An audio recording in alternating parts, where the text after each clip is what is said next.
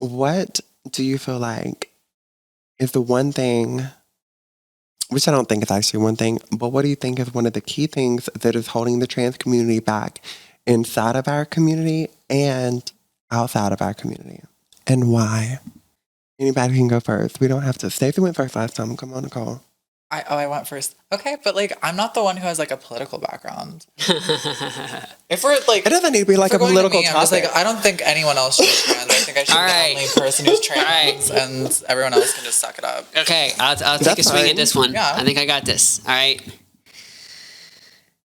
I think that HSTS and AGPs should work together more. All right. Yes, there needs to be a peace deal.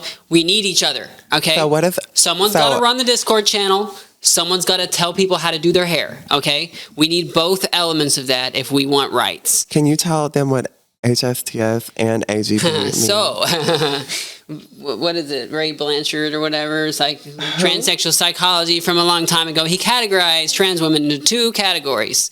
Homosexual transsexual, which means that a gay man who becomes so gay, he becomes a woman just so he can have more sex with men. Mood. Andy. And then there's AGP, which is autogonophile, which is that being a woman turns you on, and that's women who are with other women. Mm-hmm. So basically the defining factor of whether or not you're AGP or HSTS is whether or not you are attracted to men or women, which is a little silly. But it's not a serious term. So you're both? I am. I am accepted in both AGP and HSTS circles. Okay. So that's why I really think that I can negotiate this peace deal here. We talk about how we're presented as like a people, right? Like we're running PR, okay?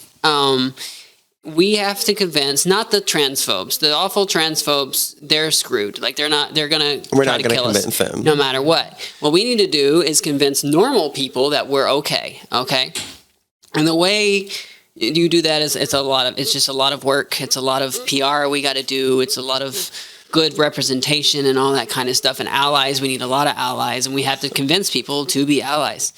And you need both hairstylists and nerds to accomplish this, okay? The nerds know how Twitter algorithm works, and the hairstylists know how to make the people look good while they're doing it, because appearances and stuff like that matter.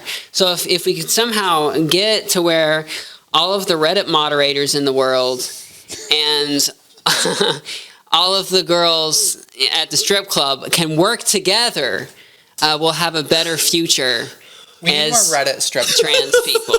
Reddit strip clubs. Reddit strip clubs. I wouldn't go that far. That's a little radical for me. $1 million idea right there. I want to retroactively submit a controversial opinion. I think that sex is not a defining factor in whether or not someone is autogynephilic. Like, if your sexuality is more, like, you're more attracted towards men, you can definitely still fetishize womanhood in a very, like, honestly, like, perverse and disgusting way.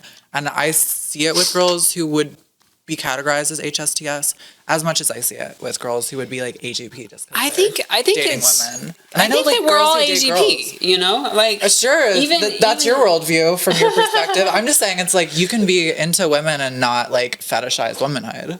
Right. I think he's like going off of like, I think I was talking about it on our podcast, like kind of the male gaze, like projecting this image of like what male sexuality towards the female body is like onto women as well. And I think like if you just simply don't understand like the perspective of female attraction towards another woman, like you may mistake it for something that could be like narcissistic, or you might think that like it could be a projection of like your own attraction to like yourself or to like another. But I think like for most like lesbian women, like most like sapphic women or whatever, like they can recognize I guess things attractive about women that aren't just aesthetic, and it isn't like a sexual thing. It is more like sensual, and it has a lot more to do with the connection you have. And I think that like you don't have to like be into girls to be into girls. You know what I mean?